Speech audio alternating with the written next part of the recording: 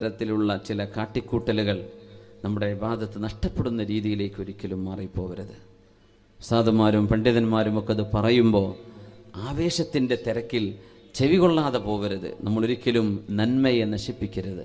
അള്ളാഹുവിന് ഇഷ്ടമില്ലാത്ത ആഘോഷ പരിപാടികളൊന്നും ചെയ്യരുത്. ജനങ്ങളെ ബുദ്ധിമുട്ടിക്കുന്നത് ഒന്നും ചെയ്യരുത്. അതാണ് വേണം. ഇത്തഖുൽ ലആനീൻ, നിങ്ങൾ ജനങ്ങളുടെ ശാപം ഇത്തഖുൽ ലആനൈൻ എന്ന് റസൂലുള്ളാഹി സ്വല്ലല്ലാഹു അലൈഹി വസല്ലം. രണ്ട് ചെറിയ വിഷയമാണ് നബി തങ്ങൾ പറഞ്ഞത്. വഴിയിൽ മൂത്രമൊഴിക്കുക, ജനങ്ങൾ വിശ്രമിക്കുന്ന മരത്തിൻ്റെ താഴെ ബസ് സ്റ്റോപ്പിൻ്റെ അടുത്തുനിന്ന് മൂത്രമൊഴിക്കുക. ഇതൊക്കെ ചെയ്യുമ്പോൾ ജനങ്ങൾ ശപിക്കും. ഇത് നിങ്ങൾ സൂക്ഷിക്കണം, ജനങ്ങളുടെ ശാപം വാങ്ങരുത് എന്ന് റസൂലുള്ളാഹി. അന്ന് പിന്നെ സമരം കല്ലേറൊന്നും ഇല്ലാത്തത് കൊണ്ടായിരിക്കാം അല്ലേ? അതുകൊണ്ടൊക്കെ ഉണ്ടാകുന്ന ശാപം എത്രയാണ്. വഴിമുടക്കുകയും റോഡ് തടസ്സപ്പെടുത്തുകയും ചെയ്ത് നമ്മൾ ചെയ്യുന്ന കാട്ടിക്കൂട്ടലുകളൊക്കെ നമ്മുടെ ഒരു ആവേശം മാത്രമേ അവിടെ നോക്കുള്ളൂ. റോഡ് ബ്ലോക്കായി എന്നുള്ളതാ വാർത്ത. അങ്ങനെ ചെയ്യരുത്. നമ്മൾ അതിൻ്റെ ആളുകളല്ല, നമ്മൾ മുത്തുനബിയുടെ ആളുകളാണ് സ്വല്ലല്ലാഹു അലൈഹി വസല്ലം. ഒരു വഴിയിലൂടെ നടന്നു പോകുമ്പോൾ ഒരു നായ അതിൻ്റെ കുഞ്ഞിന് മുലപ്പാൽ കൊടുക്കുകയാണ്.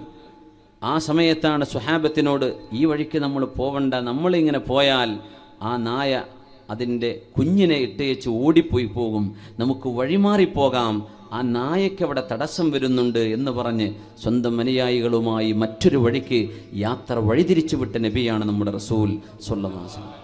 അങ്ങനത്തെ നമ്മളിൽ നിന്നൊരു ബ്ലോക്ക് ഉണ്ടാകുന്ന ഏർപ്പാടുകൾ, ആളുകൾ ശപിക്കുന്നത്, ബസ് യാത്രക്കാർ, നടന്നു പോകുന്നവർ, ഹോസ്പിറ്റലിൽ പോകുന്നവർ, ഇവരൊക്കെ ശപിക്കുന്ന തരത്തിലുള്ള ഒരു തരത്തിൽ പ്രവർത്തനങ്ങൾ നമ്മുടെ ജീവിതത്തിൽ ഉണ്ടാവരുത്. ഇത് സൂക്ഷിക്കുക. അള്ളാഹു നമുക്ക് തൗഫീഖ് നൽകട്ടെ. അതാണ് നമ്മൾ ശ്രദ്ധിക്കേണ്ടത്. നമ്മുടെ ഹബീബിൻ്റെ അനുയായികളാണ്. നമ്മുടെ ജീവിതവും നമ്മുടെ പ്രവർത്തനവും ഹബീബിൻ്റെ സുന്നത്ത് റിഫ്ലക്റ്റ് ചെയ്യണം. അപ്പോഴാണ് നമ്മൾ മുത്തബിഉ സുന്നകളാകുന്നത്. അള്ളാഹു തൗഫീഖ് നൽകട്ടെ. ഹബീബുനാ റസൂലുള്ളാഹി സ്വല്ലല്ലാഹു അലൈഹി വസല്ലം തങ്ങളോടുകൂടെ ഒരു നിസ്കാരത്തിന് സാക്ഷിയായ കഥ പറയുന്നുണ്ട് ഹുദൈഫ റളിയല്ലാഹു അൻഹു. സ്വല്ലൈതു വറാഅഹു, അല്ലാഹുവിൻ്റെ റസൂലിൻ്റെ പിറകിൽ നിന്ന് മഅമൂമായി ഞാൻ നിസ്കരിക്കുന്നു. ഫഫ്തതഹ സൂറത്തുൽ ബഖറ, അല്ലാഹുവിൻ്റെ റസൂൽ സ്വല്ലല്ലാഹു അലൈഹി വസല്ലം തങ്ങൾ സൂറത്തുൽ ബഖറ തുടങ്ങി വെച്ചു. ഞാൻ വിചാരിച്ചു രാത്രി നിസ്കാരമാണ്, തഹജ്ജുദാണ്, 100 ആയത്തെത്തുമ്പോൾ നബി തങ്ങൾ റുക്കൂഇലേക്ക് തങ്ങൾ പോയില്ല. ഞാൻ വിചാരിച്ച് 200 ആകുമ്പോൾ പോയില്ല. സൂറത്തുൽ ബഖറ മുഴുവൻ അവസാനിച്ചാൽ നബി തങ്ങൾ റുക്കൂഇലേക്കാകും പോകുന്നത് എന്ന് ഞാൻ വിചാരിച്ചു. സൂറത്തുൽ ബഖറ കഴിഞ്ഞു. ഫഫ്തതഹ ആല ഇംറാൻ, നബി തങ്ങൾ സൂറത്തു ആല ഇംറാൻ ആരംഭിച്ചു. ഞാൻ വിചാരിച്ചു റബ്ബേ 100 ആയത്തിൽ അവസാനിക്കുമെന്ന്. അവസാനിച്ചില്ല.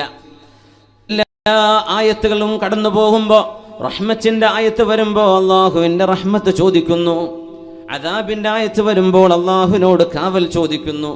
സൂറത്തു ആല ഇംറാൻ അവസാനിക്കുമ്പോൾ നബി തങ്ങൾ റുക്കൂഇൽ പോകുമെന്ന് ഞാൻ വിചാരിച്ചു. ഫഫ്തതഹ സൂറത്തുൻ നിസാ, സൂറത്തുൻ നിസാ ആരംഭിച്ചു. നബിയുനാ റസൂലുള്ളാഹ് സ്വല്ലല്ലാഹു അലൈഹി വസല്ലം അത് കഴിഞ്ഞപ്പോൾ നബി തങ്ങൾ റുക്കൂഇലേക്കല്ല പോകുന്നത്, സൂറത്തുൽ മാഇദ ആരംഭിച്ചു. അതും കഴിഞ്ഞ് സൂറത്തുൽ അൻആം. ഈ പ്രഗൽഭമായ നീണ്ട മണിക്കൂറുകളെടുത്ത ഒരു റക്അത്തിന് ശേഷമാണ്, ഒരു ഖിയാമിന് ശേഷമാണ് ഹബീബുനാ റസൂലുള്ളാഹ് സ്വല്ലല്ലാഹു അലൈഹി വസല്ലം തങ്ങൾ റുക്കൂഇലേക്ക് പോകുന്നത്. ഫഅതാല റുക്കൂഅ, ദീർഘമായ റുക്കൂഅ്, ഇഅ്തിദാൽ ദീർഘമായ സുജൂദ്, ദീർഘമായ നൃത്തം. അങ്ങനെ ഹബീബിന്റെ കൂടെ നിസ്കരിച്ചത് എനിക്ക് ഓർമ്മയുണ്ട് എന്ന് മഹാനായ ഹുദൈഫ റളിയല്ലാഹു തആല അൻഹു റസൂലുള്ളാഹി തങ്ങളുടെ ഇബാദത്തിനെ കുറിച്ച് പറഞ്ഞിട്ടുണ്ട്.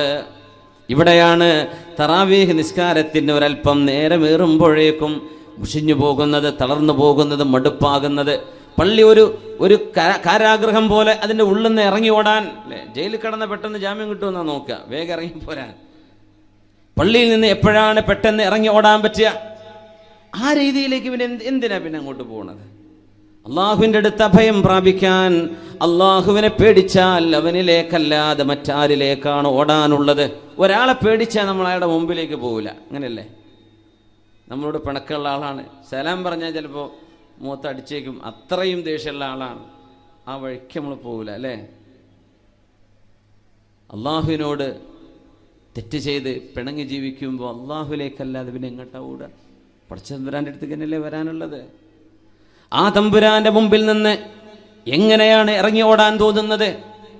ഇതൊന്ന് അവസാനിച്ചിരുന്നില്ലെങ്കിൽ, ഇനിയും നിസ്കാരം നീണ്ടെങ്കിൽ, എൻ്റെ പ്രാർത്ഥന ഒന്ന് നീണ്ടുപോയെങ്കിൽ എന്ന് കൊതിക്കേണ്ടിടത്ത് അഷ്റഫുൽ ഖൽഖ് റസൂലുള്ളാഹി സ്വല്ലല്ലാഹു അലൈഹി വസല്ലമ തങ്ങളുടെ നിസ്കാരത്തെക്കുറിച്ച് നമ്മൾ ഓർക്കുന്നു. ഹബീബാണ് ഏറ്റവും വലിയ മാതൃക.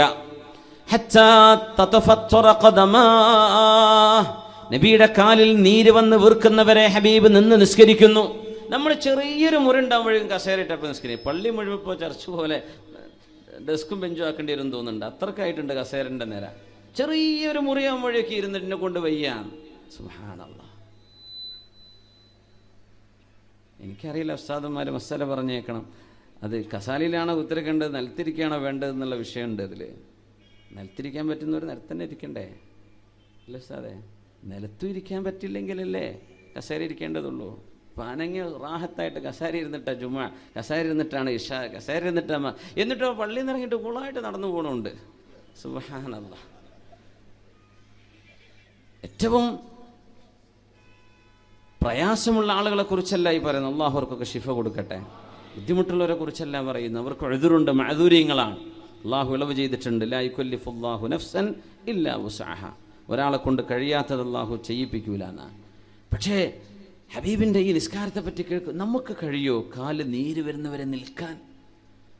ബീവറേജിന് മുമ്പിൽ വരെ നിൽക്കൂല ആൾക്കാർ, നീര് വരുന്നവരെ ഒന്നും അല്ലേ. വലിയ ആവേശമുള്ള ക്യൂ, ഏറ്റവും അച്ചടക്കമുള്ള ക്യൂ ഇപ്പോൾ കള്ളുഷാപ്പിൻ്റെ മുമ്പിലാണ് കാണാറുള്ളത്. ഒരാളും തിരക്കൂല, ഒരാൾ ഓവർടേക്കും ചെയ്യൂല. എന്തൊരു ബഹുമാനം, പരസ്പര പ്രതിപക്ഷ ബഹുമാനം ഒക്കെ, ഒരു ബുദ്ധിമുട്ടില്ല. എന്ത് റാഹത്തിൽ അങ്ങനെ നിൽക്കുന്ന കണ്ടിട്ടില്ലേ? കാല് നീര് വരുന്നവരെ നിൽക്കുമോ? ആ നിർത്താം അവരെങ്കിലും. ഹബീബുന റസൂലുള്ളാഹി സ്വല്ലല്ലാഹു അലൈഹി വസല്ലമ തങ്ങൾ ഇബാദത്തിൽ നിന്നു എങ്ങനെ കാലിൽ നീര് വരുന്നവരെ, ആ ഒരു ഇബാറത്ത് കേൾക്കുമ്പോൾ നമുക്ക് റഹ്മാനായ റബ്ബേ എന്താണ് പറയണത്? നീര് വരുന്നവരെ നിൽക്കേ, നമ്മൾ നിൽക്കും. നൃത്തത്തിൻ്റെ ദൈർഘ്യം കാരണം കാല് നീര് വന്നു. എന്നിട്ടും ഹബീബ് ഇരുന്നില്ല സ്വല്ലല്ലാഹു അലൈഹി വസല്ലം. കാല് നീര് വന്ന് തടിച്ചു വെച്ചിരിക്കുകയാണ്. ഹസനുൽ ബസ്രി റളിയല്ലാഹു അൻഹു ഖിയാമുൽ ലൈൽ കഴിയുമ്പോൾ ചുമരിലേക്ക് കാല് വെക്കുന്നതാണ്. കാല് വെച്ചിട്ട് കടക്കും ചുമരിലേക്ക്. സുബ്ഹി നിസ്കാരമായി കഴിഞ്ഞാൽ എന്തിനെന്നറിയോ? ബ്ലഡ് താഴേക്ക് ഒഴുകാൻ. നീണ്ട നൃത്തമായിരുന്നു. കാല് നിലത്ത് വെക്കാൻ പറ്റണില്ല. അപ്പോൾ കടന്നിട്ട് ചുമരിലേക്കൊന്ന് പൊക്കി വെക്കും, ബ്ലഡ് സർക്കുലേഷൻ ഒന്ന് നോർമലാവാൻ. സുബ്ഹാനല്ലാഹ്. അഷ്റഫുൽ ഖൽഖ് റസൂലുള്ളാഹി സ്വല്ലല്ലാഹു അലൈഹി വസല്ലം തങ്ങളോട് ലിമ തഫഅലു ഹാകദാ, എന്തിനാണ് നബിയെ അങ്ങ് ഇത്രത്തോളം കഷ്ടപ്പെടുന്നത് എന്ന് ചോദിച്ചപ്പോഴാണ് അവലാ ഉഹിബ്ബു അൻ അകൂന അബ്ദൻ ശകൂറാ, അല്ലാഹുവിനോട് നന്ദി ചെയ്യുന്ന ഒരു അടിമയാവണ്ടയോ? അല്ലാഹുവിനോട് നന്ദി ചെയ്യണ്ടയോ? കാലിൻ്റെ മുട്ടിന് ഓപ്പറേഷൻ നടക്കുമ്പോൾ നമ്മൾക്ക് ഓർമ്മ വരും, കാൽമുട്ടെന്ന് പറയുന്ന അള്ളാഹു നൽകിയ അനുഗ്രഹം എത്ര വലുതായിരുന്നു. ഒരു വിരലിനൊരു അസുഖം വരുമ്പോൾ, ഷുഗർ വന്ന് കട്ട് ചെയ്യണം, മുറിച്ചു മാറ്റണമെന്ന് പറയുമ്പോൾ ഓർമ്മ വരും, പടച്ചവനെ ഇത്രയും കാലം ഒന്നും അറിയാതെ, ഒരു വിഷമം അറിയാതെ എത്ര ഞാൻ ഓടി, എത്ര കളിച്ചു, എത്ര ചാടി, എത്രയെല്ലാം ഉപകാരങ്ങളെടുത്തു. നമ്മൾ അറിഞ്ഞോ? നമ്മുടെ ശരീരത്തിൽ നമ്മൾ കൊണ്ടുപോകുന്നത് വിലമതിക്കാനാവാത്ത സ്വത്തുകളാണെന്ന്. ചോദിച്ചോട്ടെ, നമ്മുടെ 2 കണ്ണിന് പകരം 10 കോടി തരാമെന്ന് പറഞ്ഞാൽ കണ്ണ് നമ്മൾ കൊടുക്കാൻ തയ്യാറുണ്ടോ? ആരെങ്കിലും കൊടുക്കോ? അങ്ങനെ ഓഫറിലൊരു സ്വീകരിക്കാൻ തയ്യാറുള്ളവരുണ്ടോ? എൻ്റെ 2 കണ്ണും കൊടുത്തേക്കാം, എനിക്ക് 10 കോടി മതി. കണ്ണിൻ്റെ വില എത്രയാപ്പോൾ? 100 കോടിയാ? കൊടുക്കുവോ? കൊടുക്കൂല. ഇപ്പം എത്രയാ വിലമതിക്കാനാവാത്തത്? എത്രയാ നമ്മുടെ ഹാർട്ടിൻ്റെ ഒക്കെ വില? അത് പ്ലാസ്റ്റിക് അല്ലല്ലോ, ഒറിജിനല്ലേ, ജെന്യൂൻ സാധനല്ലേ, അല്ലേ, മെയ്ഡ് ബൈ അള്ളാഹ്. അള്ളാഹുവിൻ്റെ അപാരമായ സൃഷ്ടിയല്ലേ. നമ്മൾ അറിയാറുണ്ടോ എത്രയാണ് അതിൻ്റെ വിലയെന്ന്? നമ്മുടെ ശരീരത്തിൽ അള്ളാഹു തന്ന നമ്മുടെ ഇന്റേണൽ എക്സ്റ്റേണൽ ഓർഗാൻസ്, ഇതിൻ്റെയൊക്കെ അനുഗ്രഹങ്ങൾ എത്രയാണ്? നമ്മൾ പറയുന്നത് കയ്യിൽ കാശില്ലല്ലോ. ഉമ്മ, നിങ്ങൾക്ക് കേൾക്കുന്ന ചെവി അള്ളാഹു തന്നില്ലേ? എനിക്ക് വീടില്ലല്ലോ. 2 കണ്ണ് തന്നില്ലേ കാണാൻ കഴിയുന്ന? എൻ്റെ കുട്ടികളെ കെട്ടിച്ചില്ലല്ലോ. ഉമ്മ നല്ല വർക്ക് ചെയ്യുന്ന, ഉപ്പ നല്ല പ്രവർത്തിക്കുന്ന ഹൃദയം അള്ളാഹു തന്നില്ലേ? കിഡ്നി തന്നില്ലേ? പാൻക്രിയാസ് തന്നില്ലേ? ലങ്സ് തന്നില്ലേ? നമ്മുടെ ശ്വാസോച്ഛ്വാസം നടക്കുന്ന പ്രക്രിയയെ വളരെ അത്ഭുതകരമായ, വളരെ സൊഫിസ്റ്റിക്കേറ്റഡ് ആണ് ശരീരത്തിൻ്റെ പ്രവർത്തനങ്ങൾ. നമുക്ക് നമ്മൾ നന്ദി ചെയ്തോ? നമുക്ക് നന്ദി ചെയ്തോ അള്ളാഹുവിന്? ഇല്ല.